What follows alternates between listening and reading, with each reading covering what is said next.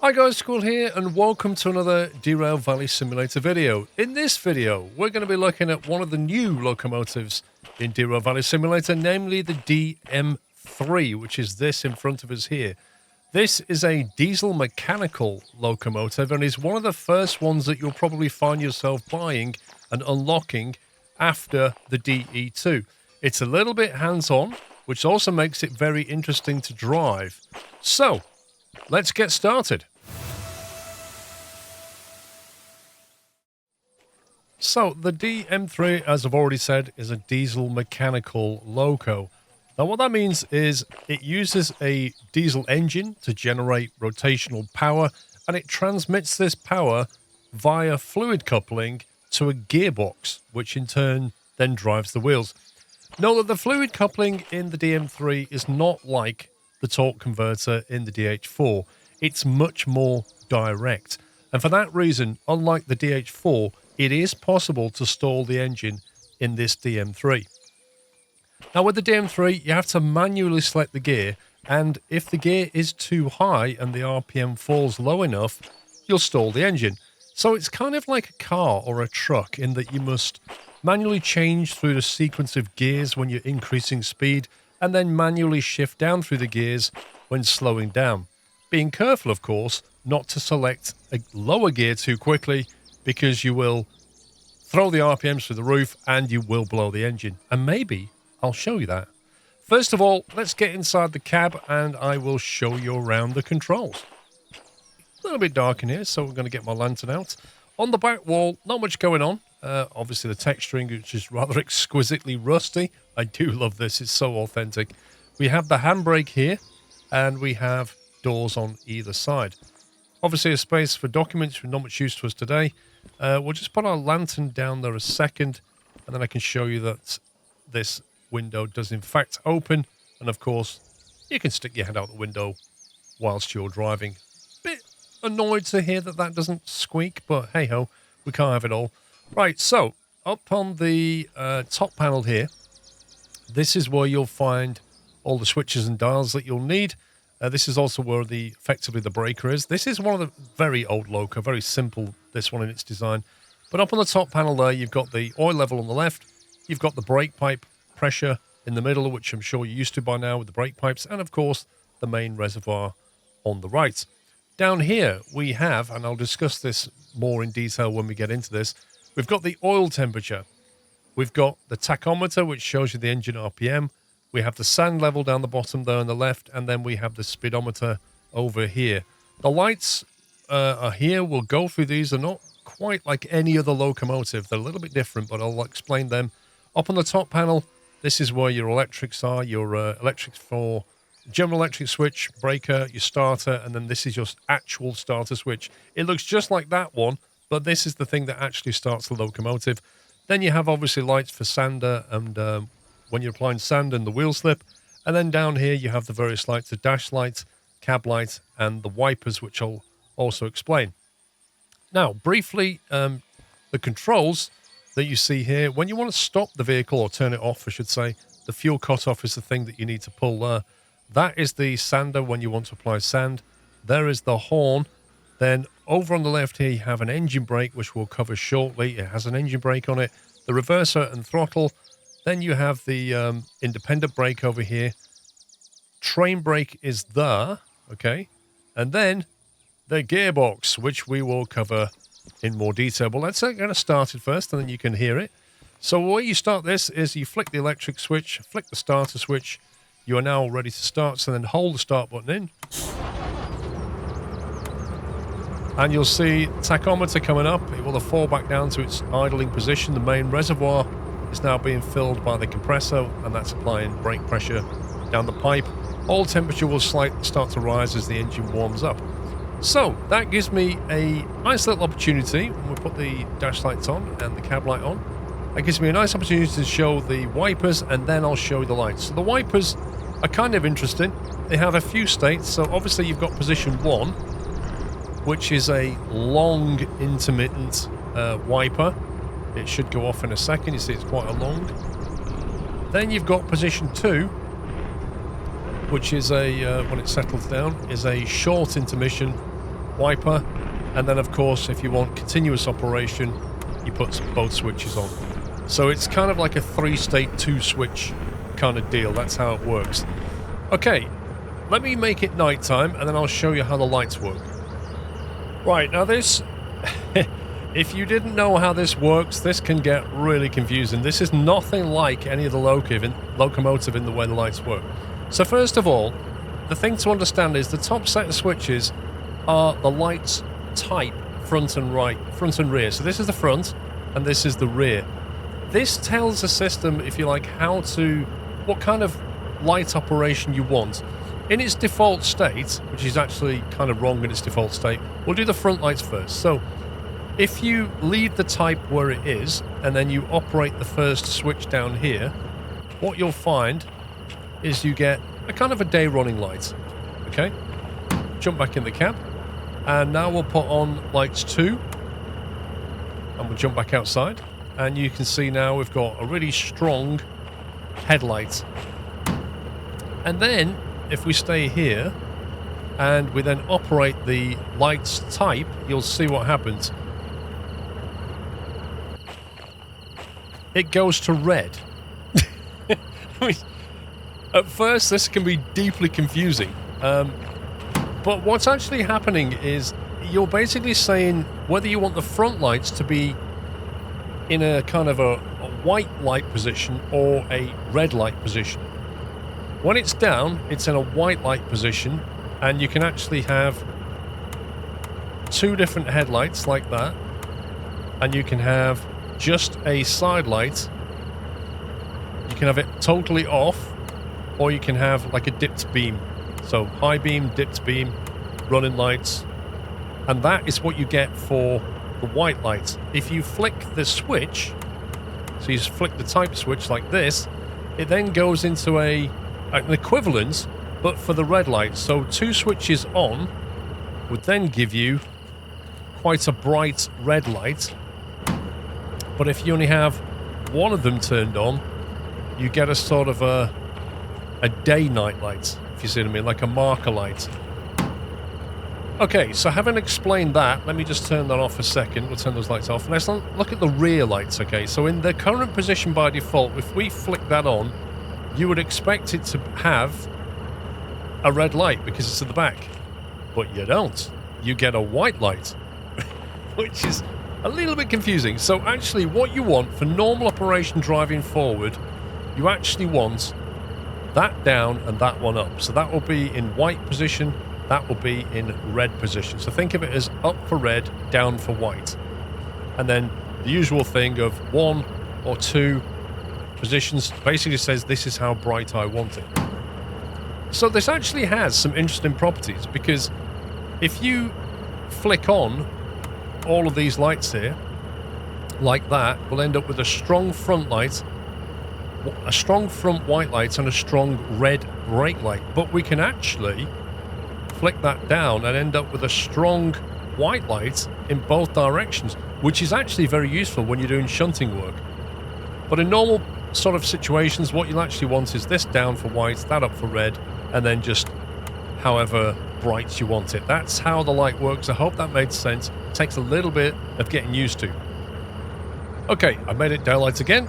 So let's talk about the gears. Let's do that first. So what you've got a gearbox A and a gearbox B. And think of this as like, well, there's 3 positions on it, as you can see. Each lever has 3 positions. And this kind of gives you 9 combinations, 3 times 3 gears. You would perhaps naturally think this is the lowest gear, and it is. But then you think, well, which is the next gear? Well, the next gear happens when you go to that position. And then you think, well, what's the next gear after that? Is it this? No, it's actually not. I'll go through the sequence with you, and hopefully it'll make sense towards the end. But because I've said before, the engine is more directly connected to the gearbox, you can actually get, have you ever driven an automatic car and you get that kind of engine transmission creep? You get that in this. So let's start off by disconnecting the brakes. So we'll release all the brakes, and you'll see our brake pipe pressure is now up and our brakes are off. So watch what happens when I engage. So I'm going to just stay in that position. Watch what happens if I put the reverse into forward. I haven't touched the gears. So now you've basically connected the gearbox to the engine via the transmission fluid, and you've got this kind of creep, which is what you get in automatic cars when you let go of the brake, and without applying any throttle, you get this kind of basic creeping effect. And you get that in this vehicle. So how do we actually move forward? Let me just apply the brakes a second, because I need to explain to you some stuff around the RPM. So here is the tachometer. This is showing you what the engine RPMs are. The important thing to consider is its kind of low idle position, which is here around about 22, it's about 2400 RPM, something like that. 24, 25 probably, 24, let's say 2500 RPM would be the idle position. So if the engine RPMs come down, let's say when you're climbing a hill, if they come down and start to reach this idle position, you need to change down a gear, because you're now going to start labouring the engine. Any lower than this and you perhaps stall. Equally, when the engine RPMs go up to the red line here, when they get near the red line, that's when you need to change up a gear. Now, the added complexity and fun of this locomotive is that whenever you change gear, you need to back off on the throttle. Otherwise, you may damage the gearbox. So, let's have a go and put that all into action, and I'll tell you as well what the sequence of gears is that you want to change through. Okay, so it goes something like this. Make sure you are in low gear, so both the gear levers are in the low position. You can then put the reverser into forward, assuming you're going forward, and release the brake.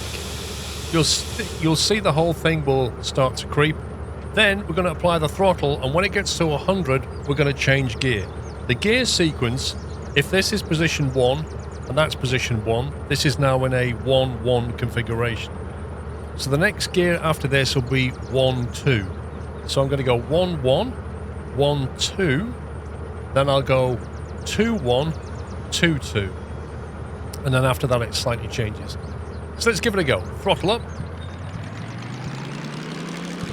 Back off on the throttle.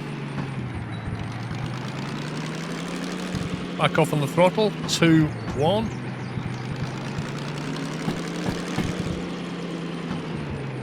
Two. And then the gear after that then goes to 3-1.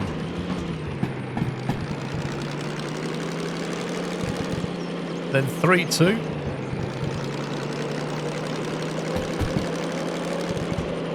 Then 2-3.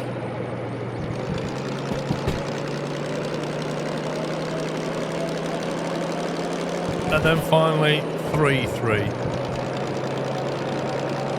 So you can see it's a little bit hands-on, and also you have to be a little bit careful, because let me show you something. Even if I'm idling, if I choose the wrong gear, you blow the gearbox. Not good.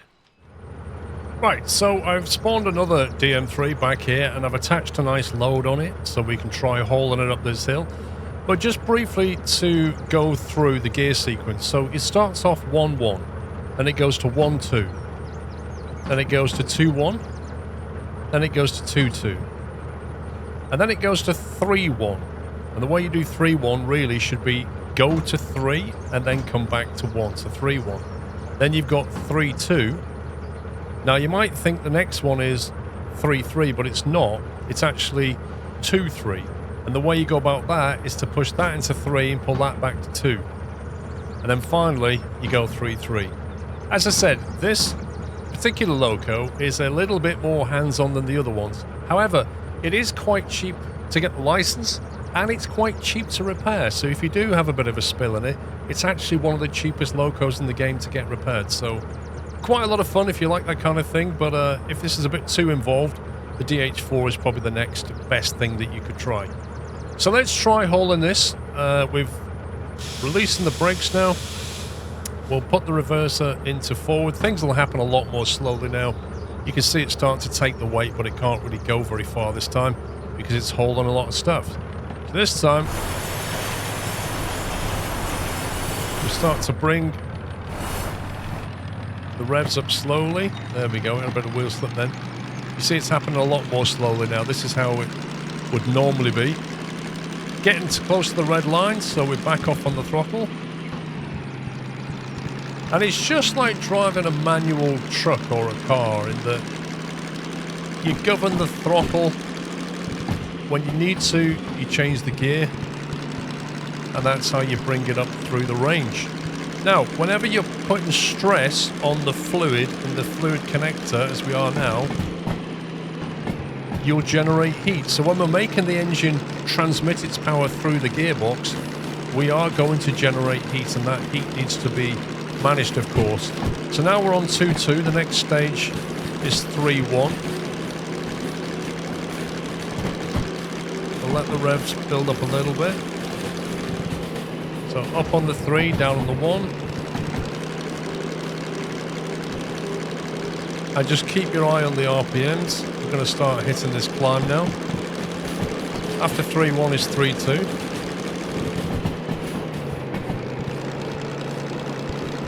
So now you need to sort of consider as you hit the climb how you're going to manage the heat dissipation. You don't want to over rev it at this point. So, you know, I'd be thinking about just trying to hold the RPMs, back off until you get a nice steady pace, and just hold a reasonable speed up the hill. Right, so we've really started to hit this slope now. This is a lot of weight for this thing to haul. RPMs are definitely coming back. We're going to have to change down. How do we change down? From 3.1, we want to, sorry, from 3.2 we want to go to 3.1. So we'll back up from the throttle. Is that going to be enough? Because the next stage down is 2.2. We're starting to overheat. And this is like being in a car when you're trying to sort of go down through the gears. Notice we're starting to overheat now. What we're looking for is more torque. So we are on the limit of what this thing can haul. We've got a lot of weight behind us, and look at the problem here is the temperature in the fluid connector is rising too much, so we're going to have to back off on the throttle quite a lot, otherwise we're going to overheat the engine. What I might do is just go down to a lower gear again.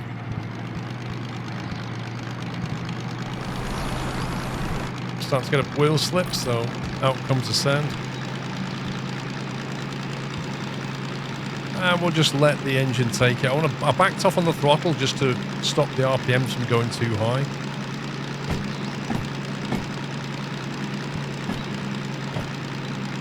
There you go. Notice the stress on the fluid's reduced. So now we've got the situation where the engine temperature and the transmission fluid temperature are now dropping, but that's not sustainable. So we'd have to at some point just give it a little bit more throttle. We're just looking to hold the throttle up a big climb, but this is a lot of weight for this locomotive. And again, you just need to manage the two things. That's basically how you do it. So now let's take a look at the opposite. Let's drive it downhill and take a look at the dynamic braking. I'm in the DM3 and I'm on a fairly steep hill. I've got a lot of steel behind me. The brakes are currently fully applied. Now, if you've watched my braking video, which I'm sure you have, what I showed you in the diesel electric and diesel hydraulic locomotives, they use a system called self-lapped braking. What that means is you move the lever to how much braking you want, and it will then automatically maintain the pressure and the braking force to apply that amount of braking. In steam locomotives and in the DM3, we have what's called non-self-lapped braking. And what that means is this lever here really has three positions. It has the position here, which is like a service position. This is maintain the current status quo. If you pull it towards you, it will release some pressure, and if you push it forward, it will apply some pressure, and when you put it back in the middle, it will hold that current position. So let's take a look at how it works, and we'll gradually release the brakes and start rolling down the hill, and then we'll see something interesting. Right, so I want you to pay attention to the red needle, which, if you remember from the braking video, is how much braking force is being applied to the brake shoes and hence the wheels. I'm going to pull this lever back and you'll see the red needle starts to fall as we reduce the amount of braking pressure. And when we're happy, let's get it down to 2 bars of pressure there. We'll put the needle back in, put the lever back in the middle position, and you'll note that it holds that braking force. So now, if we push the lever forward, we can increase the braking pressure, put it back to the middle when we're happy. It's different in how we manage brake pressure. We don't move the lever to a certain position and we'll get that much braking force. Instead, what we have to do is pull the lever back to reduce the braking force, and when it's at a level we want, put it back to the middle position or lapped position, service position, and it will hold that braking force. So let's release the brakes completely now. And because the reverser is in the fully forward position, we're not throttled at all, what's going to happen is you're going to see the effect of the engine being more directly connected to the wheels via that fluid connector I told you about, the fluid coupling. So the wheels start to turn. That in turn turns the gearbox turns the fluid connector, the fluid starts to revolve, and hey presto, your engine RPMs start to rise fairly rapidly. What do you need to do? You better change gear. If you don't change gear, those engine RPMs will get quickly out of control, and you will very quickly start to find yourself with a blown engine. So keep your eye on the RPMs.